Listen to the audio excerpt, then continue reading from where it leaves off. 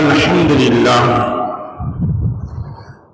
لله نحمده ونستعينه ونستغفره ونؤمن به ونتوكل عليه ونعوذ بالله من شرور انفسنا ومن سيئات اعمالنا من يهد الله فلا مضل له ومن يضلل فلا هادي له ونشهد ان لا اله الا الله وحده لا شريك له ونشهد أن سيدنا مولانا محمدا عبده ورسوله اللهم صل على سيدنا مولانا محمد طب القلوب والدوائها وعافية الأبدان وشفائها ونور الأبصار وضيائها وعلى آله وأصحابه وسلم رب اشرح لي صدري ويسر لي امري واحلل عقدة من لساني يفقهوا قولي ربي زدني علما.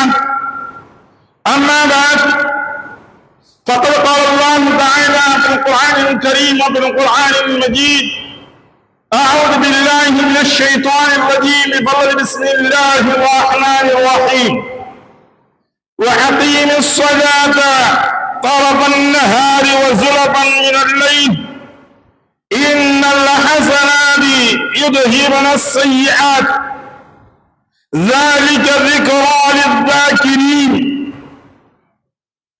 وقال الله تعالى أيضا في الآية الأخرى إن الصلاة تنهى عن الفحشاء والمنكر. صدق الله العلي العظيم. قال نبينا صلى الله عليه وسلم في الخبر سيد البشر بني الإسلام على 5 شهادة أن لا إله إلا الله وأن محمدا عبده ورسوله وإقام الصلاة وإيتاء الزكاة والحج وصيام رمضان. وقال عليه الصلاة والسلام أيضا في الخبر الآخر 5 صلوات افترضهن الله من أحسن وضوءهن وصلاهن لوقتهن وأتم ركوعهن وخشوعهن وكان له على الله عهدا أن يغفر له ومن لم يفعل فليس له على الله عهد إن شاء غفر له وإن شاء عذبه أو قال نبينا صلى الله عليه وسلم صدق رسول النبي الكريم. அளவல்லா அருளும் நிகழல்லா அன்பும் விண்ணையும் மண்ணையும் உங்களையும் என்னையும் தரம் பார்த்து தடம் பார்த்து தக்க சமயத்தில் தருவோர் மூலம் தந்து கொண்டே இருக்கக்கூடிய தயார் தன்மை படைத்த தர்ம பிரமாகிய தர்ம கர்த்தாவாகிய வல்லோன் அல்லாஹுவிற்கே எல்லா புகழும் உரித்தது. இன்னும் அவனின் தூதர் நம்முடைய நாயர் காத்தம் நபி புத்தர நபி சம்மன் நபி சீனிய நபி அஹமது முஸ்தபா முஹம்மது தல்லா சர்தாரி ஆயிரம் ரசூலை கரீம் ஸல்லல்லாஹு அலைஹி வஸல்லம் அன்னார்கள் மீதும் அன்னார்களுடைய அளவில்லா குடும்பத்தார்கள் மீதும் அவர்களை பின்பற்றி நடந்து வந்த சத்திய உத்தம சஹாபா பெருமக்கள் தாபின்கள் தபா தாபின்கள் அவுலியாக்கள் அன்பியாக்கள் நாதாக்கள் சோதாக்கள் முப்பத்தைநாள் மேலும் நல்லடியார்கள் மீதும் உங்கள் மீதும் என் மீதும் இறைவனுடைய சாந்தி என்னும் சமாதானமலை என்றென்றும் நிகழ்ந்து கொண்டே இருக்கட்டுமாக. அருமைக்குரிய சகோதரர்களே பெரியவர்களே, இன்று நாம் பார்க்கக்கூடிய தலைப்பு தொழுகையினுடைய சிறப்புகளை பற்றி மாண்புகளை பற்றி தான் பார்க்க இருக்கின்றோம். ஏனென்றால் இன்று மனித குலத்திற்கு எந்த இஸ்லாத்தை ஏற்றுக்கொண்டவர்களாக, அதாவது கலிமாவை சொன்னவர்களாக, லா இலாஹ இல்லல்லாஹ் முஹம்மது ரசூலுல்லாஹ் எனக்குரிய திருக்கலிமாவை உளமாற உள்ளமாற அவர்கள் முழுமையாக ஏற்றுக்கொண்டவர்களாக யார் இருக்கின்றார்களோ, அது பிறப்பில் இருந்து இருந்தாலும் சரி அல்லது இறைச்சல்களாக வந்தவர்களாக இருந்தாலும் சரி, யாராக இருந்தாலும் சரி, இந்த கலிமாவை உளமாற உள்ளமாற அவர்கள் புரிந்து கொண்டார்கள் என்றார், ஏற்றுக்கொண்டார்கள். அல்லாஹ் ஒருவன் தான் என்பதை ஏற்றுக்கொண்டார்கள்.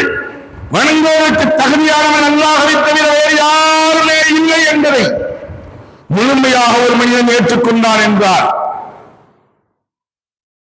அவனுக்கு அடுத்து அவன் ஏற்றுக்கொள்ளக்கூடியது முஹம்மது ரசூலுல்லாஹ், நம்முடைய உயிருக்கு உயிரான, உயிரின் மேலான முத்துநபி முஹம்மது ஸல்லல்லாஹு அலைஹி வஸல்லம் அவர்களை அல்லாஹ்வுடைய தூதர் என்றும் அடியார் என்றும் யார் ஏற்றுக்கொண்டார்களோ, இதை முழுமையாக ஏற்றுக்கொண்டவர்களுக்கு அடுத்த கடமை, அடுத்த நொடியில் இருந்து, அந்த நிமிடத்திலிருந்து அல்லாஹ் தொழுகையை கடமையாக்கி விடுகின்றான். அது எந்த ஒரு மனிதனுக்குமே பாவச்சம் என்பது கிடையாது. தொழுகை என்பது எல்லா நபர்களுமே போது தீர வேண்டும், கட்டாயமாக தொழ வேண்டும். தொழாத நபர்களை கடுமையாக கண்டித்திருக்கின்றார்கள் ரசூலுல்லாஹி ஸல்லல்லாஹு அலைஹி வஸல்லம் அவர்கள். தொழுவதனால் ஏற்படக்கூடிய நன்மைகள் என்ன, தொழுவதனால் ஏற்படக்கூடிய நமக்கு பிரயோஜனங்கள் என்ன என்பதை முதன்மையாக நாம் பார்ப்போம். ஒரு மனிதன் ஐங்கால தொழுகையை தொழுகின்றார், அவன் உண்மையிலும் வெற்றி பெற்றவன், மறுமையிலும் வெற்றி பெற்றவன். அது எப்படி தொழுகை இருக்க வேண்டும்? ரசூலுல்லாஹி ஸல்லல்லாஹு அலைஹி வஸல்லம் அவர்கள் சொல்கின்றார்கள், خمس صلوات افترضهن الله من احسن وضوءهن وصلاهن لوقتهن. எவனொருவன் அல்லாஹ் தஆலா கடமையாக்கப்பட்ட ஐங்கால தொழுகையை நிறைவேற்றுகின்றாரோ, எப்படி மன் அஹ்ஸன அழகிய முறைகளில் அவன் ஒழுவை செய்கின்றான். முதன்மையாக ஒழு செய்யக்கூடியதை அவன் தெளிவாக சரியான முறைகளில் அல்லாஹ் நமக்கு எப்படி செய்ய வேண்டும் என்று கட்டளையிட்டிருக்கின்றானோ அதை நிறைவேற்றக்கூடியவர்களாக ரசூலுல்லாஹி ஸல்லல்லாஹு அலைஹி வஸல்லம் அவர்கள் எப்படி காட்டி தந்தார்களோ அதை இவன் சரிவர செய்யக்கூடியவனாக, அந்த ஒழுவை முழுமையாக செய்தவனாக, அழகிய ஒழுவாக. ஏன் ஒழு செய்யக்கூடியதுங்கிறது ஏதோ நம்ம முகத்தை கழுவணும், கைய கழுவணும், கால கழுவணும் அப்படிங்கிறது போயிடும். எந்த அளவிற்கு எப்படி நடைய வேண்டுமோ அது போன்று நடைய வேண்டும். அல்லாஹ் சொல்லப்பட்டது போன்று உங்களுடைய முகங்களை கழுவுங்கள், நெற்றி ரோமத்தில் இருந்து நாடிக்குள் வரை, ஒரு கால் சோனையில் இருந்து மறுகால சோனை வரை இருக்கக்கூடிய இடங்களை முழுமையாக அடைந்து கழுவ வேண்டும். இந்த மகன்களை முற்றிலுமாக கழுவ வேண்டும். இதில் ஒரு ஒட்டு, ஒரு இடம் கூட, ஒரு இமையின் அளவில் கூட, ஒரு முடியின் அளவில் கூட நடையாமல் இருக்கக்கூடாது. நடைந்தே தீர வேண்டும். முகத்தை கழுவ வேண்டும், கைகளை கழுவ வேண்டும், முழங்கை மொழி உட்பட கழுவ வேண்டும். அந்த முழங்கை மொழி உட்பட என்பது மொழியை சேர்த்து கழுவ வேண்டும். மொழியோடு இந்த கைவிட்டு போயிடுவாங்க, இதோட கைவிட்டு போறது இல்லை, இதையும் சேர்த்து கழுவ வேண்டும். இந்த மதிப்புகளை எல்லாம் தேய்த்தவர்களாக நல்ல முறைகள் தண்ணீர்கள் சேர்ந்து சேரக்கூடிய அவருக்கு தேய்த்து விட்டவர்களாக உணவை செய்ய வேண்டும்.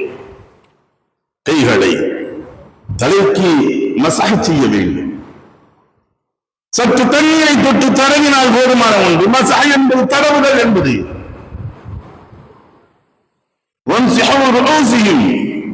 சிறிதளவு உங்களுடைய தலைகளில் தடவுவது, மசாஜ் செய்வது.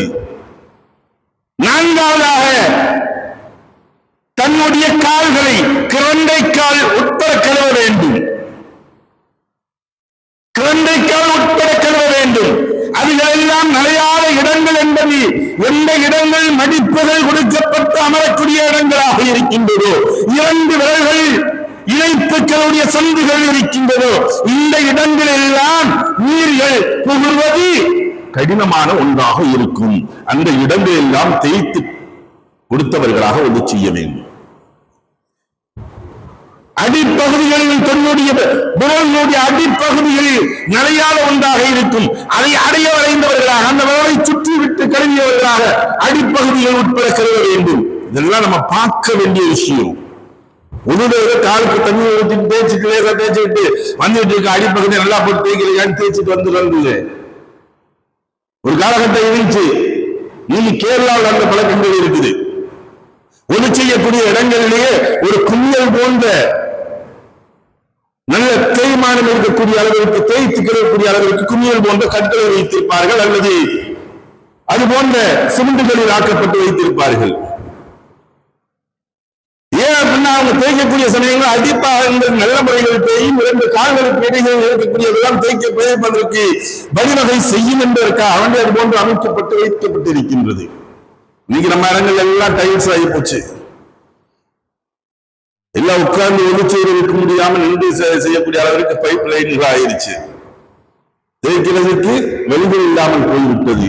அப்ப உது என்பது பரிபூர்ணமாக ஒதுச்சீதமா என்பதை இந்த இடங்கள் சந்தேகத்திற்குரியதாக வந்துவிடுகின்றது.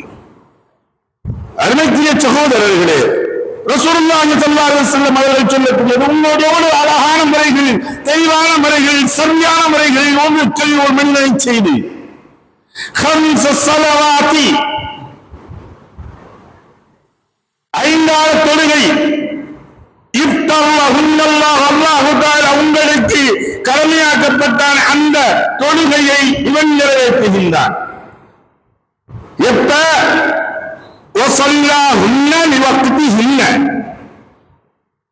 அந்த நேர வக்திகளில், எந்த நேரங்கள் தொழுகையுடைய நேர வக்திகள், வக்திகளிலே அவன் தொழுகையை நிறைவேற்றுகின்றார். அந்த நேரங்களில் அவன் பொதுவோக்குத்தனமாக பாங்குடைய சப்தங்கள் குறிக்கப்படுகின்றது. சப்தத்தை கேட்டுவிட்டும் கூட பொதுவோக்குத்தனமாக வீடுகளில் அமர்ந்து கொண்டிருக்க மாட்டார்கள், வியாபாரங்களில் அமர்ந்து கொண்டிருக்க மாட்டார்கள், விளையாட்டுகளில் சிந்தனைகள் ஓட்டிக் கொண்டிருக்க மாட்டார்கள். தன்னுடைய செயல்பாடுகள் எல்லாம் ரசூலுல்லாஹி ஸல்லல்லாஹு அலைஹி வஸல்லம் எப்படி இருப்பாங்க அப்படின்னா, சஹாபாக்களும் சரி ரசூலுல்லாஹி ஸல்லல்லாஹு அலைஹி வஸல்லம் பாங்குடைய சப்தங்கள் கேட்கப்பட்டால் அருகாமையில் இருக்கக்கூடியது என்ன நடப்பது என்று கூட தெரியாமல், அவர்கள் யார் இருப்பது என்று கூட தெரியாமல் இருந்து வேகமாக ஓடி சென்று உதவி விட்டு பள்ளிவாயில் மக்கள் விரைந்து செல்லக்கூடியவர்களாக இருந்தார்கள். நமக்கு பாங்குடைய சப்தங்கள் அதிகமாக கேட்டால் என்னங்க ஒரே சத்தமா இருக்கு, கொஞ்சம் சவுண்ட குறைக்க சொல்லுங்க. யார் சொல்றா? யார் சொல்வது? யார்? அங்கு நாம் பார்க்கக்கூடிய சமயங்கள் ஒரு இஸ்லாமிய சகோதரராக, இஸ்லாமிய பேராங்கிகளாக இருக்கக்கூடிய நபர்கள் சொல்கின்றார்கள், சத்தம் அதிகமாக இருக்கு, அங்கிருந்து இங்கே இருக்குது. அதற்குரிய சகோதரர்களே, வேதனைக்குரிய விஷயங்கள். ரசூலுல்லாஹி ஸல்லல்லாஹு அலைஹி வஸல்லம் அவர்கள் சொன்னார்கள், எப்பொழுது பாங்குடைய சப்தங்கள் எந்த அளவிற்கு கேட்கப்படுகின்றதோ அந்த அளவிற்கு ஷைத்தான் தவறிக்க ஓடுகின்றான். பாங்குடைய சப்தங்கள் கேட்கும் அளவிற்கு தவறிக்க வர்றான். அப்ப நம்ம ஊர்களில் இருக்கக்கூடிய ஷைத்தான் அவற்றின நல்ல சத்தமாக பாங்கு சொல்ல வைக்கணும். பாங்குடைய உச்சரிப்புகள் தெளிவான முறைகளில் சொல்வதற்கு வைக்கப்பட வேண்டும். ஏதோ கடமைக்கு சொல்றோம் பாங்கு சொல்றதுனால சொல்றது இல்லை. பாங்கு அது ஒரு உசார், இந்த சும்மா நகை அடிக்கிற மணி அடிக்கிறது போல அல்லாஹ் அக்பர் அல்லாஹ் அக்பர் அஷ்ஹது அல்லா, என்ன இது செத்த வண்ணையில வெத்தலாக கொடுத்தது போல, இது போல பாங்கு இல்ல. பாங்கு என்பது சொல்லக்கூடிய சமயங்களில் அடுத்தவர்களுடைய சிந்தனையை தட்டி இழப்பக்கூடியதாக இருக்க வேண்டும். பள்ளிகளின் பக்கம் அவர்களை ஈர்க்கக்கூடியதாக இருக்க வேண்டும். அதனால்தான் இன்று பல இடங்களில் பார்க்கலாம், பாங்குடைய துணிகள் இருக்கக்கூடியவர்கள், சத்தமாக சொல்லக்கூடியவர்களை பாங்கிற்காக அங்கே நியமனம் செய்வார்கள். அவருடைய பாங்குகள் அல்லாஹ் அக்பர் என்று சொல்லக்கூடிய சமயங்கள் உள்ளங்களில் இருந்து அவர்களுக்கு நீத்து வரக்கூடியதாக இருக்க வேண்டும். அல்லாஹ் எனக்கூடிய வார்த்தைகள் செவிகளில் கேட்கக்கூடிய நபர்களுக்கு ஒரு அச்சப்பாடுகள் அங்கே ஏற்பட வேண்டும். இன்னைக்கு இருக்குதா? இன்னைக்கு பாங்குடைய சப்தங்களை கேட்டா அப்படி இருக்குதா? அல்லது பாங்கி ரசிக்கக்கூடிய நபர்களாக நாம் இருக்கின்றோமா? பாங்குடைய ஒளி வார்த்தைகளுக்கு மற்றொரு வார்த்தைகளுக்கு மத்தியில் சிறு இடைவெளிகள் விடப்பட வேண்டும். ஏனென்று தெரியுமா? பாங்கை கேட்கக்கூடியவர்கள் மீண்டும் அதை அவர்கள் சொல்ல வேண்டும். அதுதான் அதுவும் ஒரு ஷஹாதத்து. சாட்சிகள் சொல்வது கொண்டு அல்லாஹு அக்பர் அல்லாஹு அக்பர், ஆம் அல்லாஹு அக்பர் அல்லாஹு அக்பர், அல்லாஹ் மிகப்பெரியவன் தான், அல்லாஹ் மிகப்பெரியவன் தான் என்று கேட்கக்கூடியவர்களும் சொல்ல வேண்டும்.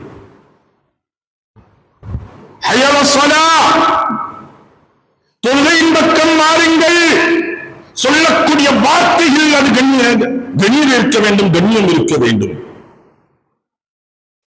அதனால் நான் பாங்கு சொல்லக்கூடிய நபர்கள் ஒதுவுடன் பாங்கு சொல்வது சுன்னத்தாக இருக்குது. பாங்கு ஒண்ணு இல்லாம சொன்னாலும் சொல்லலாம், ஒன்னும் பிரச்சனை இல்லை, தப்பு கிடையாது, கூடாது இல்ல, பாங்கு கூடும். ஆனா ஒது செய்து விட்டு சொல்வதற்கு சால சிறந்ததாக இருக்கு. அந்த வார்த்தையின் தெளிவாக சொல்லக்கூடியதாக உள்ளது. சின்ன குழந்தைகள் சொல்லக்கூடிய பாங்குகளை கேட்கக்கூடிய சமயங்களில் அழகான முறைகளில் இருக்கின்றது. கேட்கும் பொழுது அப்படி உள்ளங்கள் எல்லாம் கவரக்கூடியதாக இருக்குது. யாருக்குங்க? சொல்ல வரக்கூடியவங்களுக்கு, அந்த பாங்கை செயல்படுத்தக்கூடியவர்களுக்கு. அப்ப அந்த பக்தியுடைய நேரங்களில் அவன் தொழுகைக்காக அவன் அழைக்கப்பட்டவுடன் உடனடியாக பள்ளியின் பக்கம் அல்லது இல்லங்களில் எழுகின்றானே, எழுந்து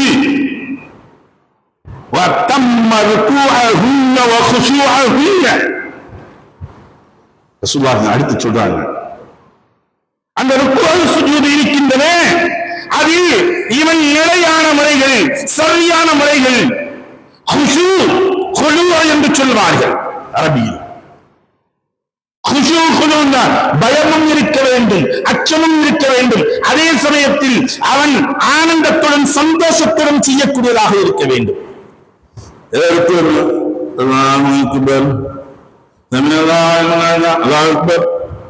எந்திரிச்சு நின்று சமயல்லாஹு அல்லாஹ் மத்தியில கேப்பே இருக்காது, பட்டும் போவாங்க. இது தொழுகை இல்லை. இப்படி தொழக்கூடிய நபர்களை அல்லாஹ் சொல்கின்றான். சாதாரண சூறா நம்ம ஓதக்கூடிய சூறாக்கள், சின்ன சிறிய சூறாக்கள்.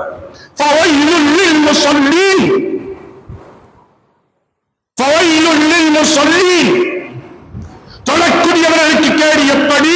பொதுநோக்குத்தனமாக ஏனோதானா என்று தொழுகின்றார்களோ இப்படி தொழக்கூடியவர்களுக்கு கேடுதான். யார் சொன்னாங்க? அல்லாஹ் சொல்றான். அராய்த்தலுக்கு சூறால நம்ம ஓதுறமே இந்த வார்த்தைகள் இதுதான். என்று எழுந்து நிற்கக்கூடிய சமயங்களும் சரி, அங்கும் ருக்குவுக்கு செல்லும் பொழுது அல்லாஹ் அக்பர் என்று ருக்குவுக்கு செல்லக்கூடிய சமயங்களில் குறைந்தபட்சம் இமாமாக இருக்கக்கூடிய நாங்கள் 5 தஸ்பீஹ் அளவிற்காக அங்கே நிற்க வேண்டும். அப்பத்தான் பின்னாடி இருக்கக்கூடியவங்க குறைந்தபட்சம் 3 தஸ்பீஹாக வருவாங்க. 7-11 வரைய தஸ்பீஹ் நீட்டலாம். ரொம்ப ஓவரா ருக்குல இருந்தாங்க, இந்த 5 என்னடா ஒரே ருக்குலே நிக்கிறாரு, சுஜூதிலே போறான்னு சொல்லி அது பிரச்சனை ஆயிடும். நடுத்தரம் ஒரு 5 தஸ்பீஹ் அளவிற்காக நிற்க வேண்டும். பின்தொடரக்கூடியவர்களும் அது போன்று வர வேண்டும். சமியல்லாஹு லிமன் ஹமீதா என்று சொன்னதற்கு பின்னால் அவர்கள் பின்னிருக்கக்கூடியவர்கள் ரப்பனா லக்கல் ஹம்த் என்ற வார்த்தைகள் சொல்லும் அளவிற்காவது நேரங்கள் இருக்க வேண்டும். ஹம்தன் தய்யிபன் கஸீரன் முபாரக்கா. ஒரு முறை ரசூலுல்லாஹி தொழுகிறாங்க சமியல்லாஹு லிமன் ஹமீதா என்று தொழ வைக்கக்கூடிய சமயங்களில் ரப்பனா லக்கல் ஹம்த் என்று சொல்லிவிட்டு ஒரு மனிதர் சப்தமாக சொல்லிவிட்டார், ஹம்தன் தய்யிபன் கஸீரன் முபாரக்கா என்பதாக. தொழுகையை முடிக்கின்றார்கள் ரசூலுல்லாஹி ஸல்லல்லாஹு அலைஹி வஸல்லம். யார் இந்த ஒரு வார்த்தையை என்று ருக்குவிலிருந்து எழக்கூடிய சமயங்களில் ஒரு வார்த்தையை அதிகப்படியாக சொல்லப்பட்ட நபையா என்பதாக கேட்கப்பட்ட உடனே அந்த சஹாபி சொன்னவர் அப்படியே பயந்துகிட்டு, யார சொல்றா, நான் தான் சொன்னேன், அதிகப்படியாக ஒரு வார்த்தையை சொல்லிட்டோமே, எதுவும் சொல்ல போறாங்கன்னா, நீ சொன்ன வார்த்தைகள் மலக்குகள் போட்டி போட்டுக் கொண்டு தூக்கி சென்று கொண்டிருக்கின்றார்கள். அந்த அளவிற்கு அதனுடைய வார்த்தைகளுடைய மகிமையை விளங்கி மலக்குகள் சென்று விட்டதை போட்டி போட்டு தூக்கி சென்று கொண்டிருக்கின்றார்கள் என்பதாக சொன்னார்கள்.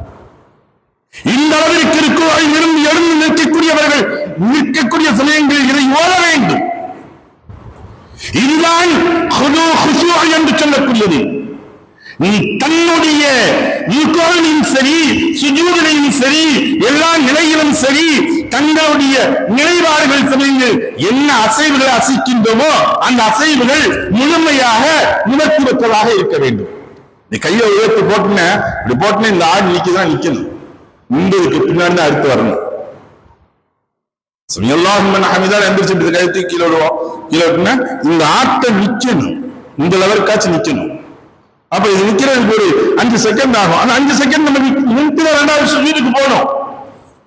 இரண்டு சஜிதாக்களுக்கு மத்தியில் இருக்கக்கூடிய நேரங்களிலும் அமர்ந்திருப்பது அல்லாஹ் அக்பர் என்று சொல்லி கையை கூட தூக்கி இருக்குமா தூக்கித்தா தலையில கூட வச்சுக்கமா ரெண்டாவது அல்லாஹ் அக்பர்னு சொல்றாரு. பின்னாடி இருக்கவங்க பார்ப்பாங்க முதல் சஜிதாவா ரெண்டாவது சஜிதாவா அங்க வித்தியாசம் ஆயிரும். இன்னும் குழப்பத்தில் வந்து அப்ப இரண்டு சஜிதாக்களுக்கு மத்தியில் சிறிய ஒரு துஆவே இருக்குது. ரப்பி கஃபிர்னி வர்ஹம்னி வத்கல்னி வர்ஸுக்னி எனக்கு ஒரு துஆவை ஓதும் அளவிற்கு அந்த இடத்தில் அமர வேண்டும். இன்னைக்கு இரண்டு சஜிதாக்களுக்கு மத்தியில் இந்த அமர்வுகள் இருக்கின்றதா? ஏன் இப்படி தொழக்கூடிய நபர்கள் ரசூலுல்லாஹி ஸல்லல்லாஹு அலைஹி வஸல்லம் இந்த குஷூ குதுவுடன் ஒரு பயபக்தியுடன் ஒரு அச்சத்துடன் அல்லாஹ்வுடன் நின்று கொண்டிருக்கின்றோம் என்று தெரியுமா? ரசூலுல்லாஹி ஸல்லல்லாஹு அலைஹி வஸல்லம் அவர்கள் மிஅராஜிற்கு சென்று வந்தபோது சொன்னார்களே வார்த்தைகள், அஸ்ஸலாத்து மிஅராஜில் முஃமினீன், தொழுகை மிஅராஜில் முஃமினீன், என் முஃமினருக்கு மிஅராஜாக இருக்கிறது. அப்படின்னா என்ன அர்த்தம்? அல்லாஹ்வுடன் உரையாடக்கூடிய ஒரு இடமாக இருக்கிறது. நீங்கள் அல்லாஹ்வை சந்திக்காவிட்டாலும் அல்லாஹ் உங்களை சந்தித்துக் கொண்டே இருக்கின்றான், பார்த்துக் கொண்டே இருக்கின்றான், கேட்டுக்கொண்டே இருக்கின்றான். என்னுடைய அப்துகள் அடியார்கள் என்ன செய்து கொண்டிருக்கின்றார்கள்? நான் குறித்த நேரத்தில் இவர்கள் என்னுடைய கடமையை எனக்காக வேண்டி எல்லாவற்றையும் ஒதுக்கிவிட்டு தொழுகைக்காக வேண்டி இவர்கள் வந்து நிற்கின்றார்களா? சந்தோஷப்படுகின்றான் அல்லாஹ். அந்த தொழுகையும் கூட என்னுடைய அச்சத்துடன் இவர்கள் தொழுகின்றார்களா என்று அல்லாஹ் பார்த்துக் கொண்டே இருக்கின்றான். ரசூலுல்லாஹி ஸல்லல்லாஹு அலைஹி வஸல்லம் சொன்னாங்க, இப்படிதான் செய்யக்கூடிய நபர்கள் கான லஹு அலல்லாஹி ஆஹிதுன் யக்ஃபிர் லஹு, அல்லாஹ் தஆலா அவர்களுக்கு அவருடைய பாவங்களை எல்லாம் அல்லாஹ் மன்னிக்கின்றார். யார் இப்படி செய்யலையோ, வமன் லம் யஃஅல், யார் இப்படி செய்யவில்லையோ, ஃபலைஸ லஹு அலல்லாஹி ஆஹிதுன், அல்லாஹ் தஆலா எந்த ஒரு மன்னிப்பு இல்ல. ஆகிடன் இன்ஷாஅ கஃபர லஹு வ இன்ஷாஅ அதபஹு, அல்லாஹ் நான் அவரை வேதனை இங்கே கொடுத்துருவா, வேதனை செய்யாம அல்லாஹ் நினைச்சா மன்னிச்சு விடுவா. ஆமத்து அல்லாஹ் நம்மை கண்டிப்பாக எனக்குரிய ஒரு அச்சம் இருக்க வேண்டும். தொழுகையுடைய சிந்தனைகள் இந்த அற்றவர்களாக மாறிக்கொண்டிருக்கின்றோமே, தொழுகையுடைய அச்சங்கள் இந்த அற்றவர்களாக இருந்து கொண்டிருக்கின்றோமே. எந்த அளவுக்கு சொன்னார்கள் ரசூலுல்லாஹி ஸல்லல்லாஹு அலைஹி வஸல்லம், எந்த ஒரு மனிதன் தொழுகையை தொழவில்லையோ அவனுக்கும் இஸ்லாத்திற்கும் சம்பந்தம் இல்லை என்பதாக சொன்னார்களே. தொழாதவனுக்கு இஸ்லாம் முஸ்லீமே கிடையாது. இவ்வளவு கடுமையாக இதற்கு மேல் என்ற வார்த்தைகளை உபயோகித்து சொல்ல முடியும்? இந்த அளவிற்கு ரசூலுல்லாஹி ஸல்லல்லாஹு அலைஹி வஸல்லம் கடுமையாக சொல்லி இருக்கின்றார்களே. இன்று நம்முடைய எத்தனை நபர்கள் இன்று ஜும்மாவுடைய சமயங்களில் பள்ளிகள் நிறைகின்றது, பெருநாளுடைய சமயங்களில் ஒட்டுமொத்தமாக நிறைந்து வடிகின்றது. ஆனால் பக்துடைய சமயங்களில் நம்முடைய ஈமான் எங்கே சென்றது? நம்முடைய தொழுகையுடைய அச்சம் எங்கே சென்றது? எத்தனை விஷயங்களை பேசுறோமே, அதை பற்றி நாம் சிந்திக்கின்றோமே. நாம் நம்முடைய வாழ்க்கையில் தொழுகையை தொழுதிருக்கின்றோமா? இன்று ஃபஜ்ருடைய தொழுகை தொழுகிறவர்கள் எத்தனை நபர்கள் இருக்கின்றோம்? இமாம் ஜமாத்துடன் தொழுகிற நபர்கள். ஏன் இன்னும் பெருநாளுடைய இது ஏழைகளுடைய பெருநாள் என்பதாக சொன்னார்கள். ஜும்மாவுடைய தொழுகை, ஜும்மாவுடைய நாள் ஏழைகளுடைய பெருநாள். யார் இன்னைக்கு அக்னியா கனி என்று சொல்லக்கூடியவர்கள் யார்? பணக்காரர்கள் என்று, நான் தான் செல்வந்தன் என்று யாராவது மார்பு கட்டி சொல்ல முடியுமா? ஒரு கஜா புயல் வந்தா தெரியும் யார் செல்வந்தன் யாரு, ஏழை யார் பணக்காரன் என்பது. ஒரு சுனாமி வந்தா தெரியும் யார் ஏழை பணக்காரன் என்பது. அத்தனை நபர்கள் நான் ரோட்டில் தானே இருந்தோம். கோடிகள் இருந்தும் திருக்கோடிகளுக்கு தானே வந்து நிற்க முடிந்தது. அருமைக்குரிய சகோதரர்களே, யாருக்கு நாம் செல்வந்தன் என்பது அல்லாஹ் ஒருவனே கனியை, அல்லாஹ் ஒருவன் நான் செல்வந்தன் இன்று இருக்கலாம். இது சுழற்சியாக இருக்கக்கூடிய ஒன்றுதான். நீங்கள் நினைக்கக்கூடிய உங்களுடைய செல்வங்கள் சுழற்சியாக இருக்கக்கூடியது. மேலே இருப்பவர்கள் கீழே வரலாம், கீழே இருப்பவர்கள் மேலே வரலாம். பாருங்கள், 25 ஆண்டுகளுக்கு முன்பதாக பாருங்கள் எத்தனை நபர்கள் செல்வந்தர்களாக இருந்தார்கள். ஒண்ணு இல்லைங்க, நம்மளுடைய ஊரை என்ன எண்ணி பாருங்க. ஒரு 25 வருஷத்துக்கு முன்னாடி நீங்க என்ன எண்ணி பாருங்க. எனக்கு தெரியாது இந்த ஊர் எப்படி இருந்தது என்பது, இபாதத்துகள் எப்படி இருந்தது என்பது, செல்வத்தில் எப்படி இருந்தது என்பது, ஒற்றுமையில் எப்படி இருந்தது என்பது, எல்லா விஷயங்களும் உங்களுடைய கற்பனைக்கு நான் விட்டு விடுகின்றேன். அது ஒவ்வொன்றையும் நான் விளக்கமாக சொல்வதற்கு இல்லை. இன்று ஏன் இந்த அளவிற்கு நம்மளுடைய எல்லா விஷயங்களும் பின்தங்கியதாக ஒற்றுமைகள் இல்லாமல் இன்று நம்மிடத்தில் கோபங்களும் ஈகோக்களும் மலர்ந்து கொண்டிருப்பதற்கு காரணம் என்ன? இபாதத்துகள் இல்லை, தொழுகை இல்லை, முதன்மையாக தொழுகை என்பது இல்லை, தொழுகையுடைய சிந்தனைகள் என்பது இல்லை. பள்ளி வாயில் இருந்து கொண்டு ரசூலுல்லாஹி ஸல்லல்லாஹு அலைஹி வஸல்லம் ஒரு கண்ணு தெரியாத சஹாபி வந்து கேட்டாரு, யா ரசூலல்லாஹ், இரவு நேரங்களில் எனக்கு பார்வை தெரியல, கண்ணு தெரியவில்லை, அந்த சமயங்களில் நானே வர முடியல, பள்ளிவாசலுக்கு வர முடியல, என்னால வர முடியல, நான் வீட்டிலே தொழுது கத்தாண்டு கேட்டாங்க. கேட்ட உடனே அந்த பார்வையத்தை சஹாபியை பார்த்து ரசூலுல்லாஹி முதல்ல சொன்னாங்க, சரி நீங்க தொழுதுக்கீங்க, உங்களால என்ன தட்டு மாதிரி வர்றது கஷ்டம், நீங்க தொழுதுக்கீங்க அப்படின்னாங்க. அவர் வெளியே போனாரு. போனவர் ரசூலுல்லாஹி திரும்ப கூப்பிட்டாங்க, இங்க வாங்க, என்ன அப்படின்னு கேட்டாங்க. உங்களுக்கு பாங்கு சப்தங்கள் கேக்குதா அப்படின்னு கேட்டாங்க. யார சொல்லுவாங்க, பாங்கு சப்தம் கேக்குது, அப்ப நீங்க பஜாசத்துக்கு தான் வரணும். என்ன வரணும்னாங்க, பள்ளி வாசல் வந்துதான் நீங்க தொழணும். பாங்குடைய சப்தங்கள் கேட்கப்பட்டவுடன் பள்ளி வாயில் வந்துதான் தொழ வேண்டும். நான் வீட்டில் தொழுகிறேன், ஏன் வீட்டில் தொழ வேண்டும்? நீங்கள் வீட்டில் தொழுதால் ஒரு நன்மை என்றால் ஜமாத்தாக பள்ளி வாயிலுக்கு வந்து நீங்கள் ஜமாத்தாக தொழும் பொழுது 27 மடங்கு நன்மை கிளம்பியுமே. இன்னைக்கு நமக்கு துன்யாவுடைய காரியத்துல, உலகத்துடைய காரியத்துல ஒரு இடத்துல போனா 27 மடங்கு நமக்கு பொருளாதாரம் கிடைக்கும். இங்கு வாங்கினால் 1 ரூபா கிடைக்கும், அங்க போனா 27 ரூபா கிடைக்கும் நினைச்சா சொன்னாங்கன்னா இங்கு போவோம். எத்தனை மணி நேரமாக ஆனாலும் சரி அங்குதானே சென்று வாங்க செல்வோம். இந்த நன்மைகள் தெரியவில்லை, இந்த நன்மைகள் உங்களுக்கு புரியவில்லை. தொழுகையில் நிம்மதி இருக்கின்றது, தொழுகையில் ஆரோக்கியம் இருக்கின்றது. ஒன்னும் பேருக்கு முன்னால யோகாவுடைய தினங்கிறது சொல்லி ஒண்ணு கொண்டு வர்றாங்க.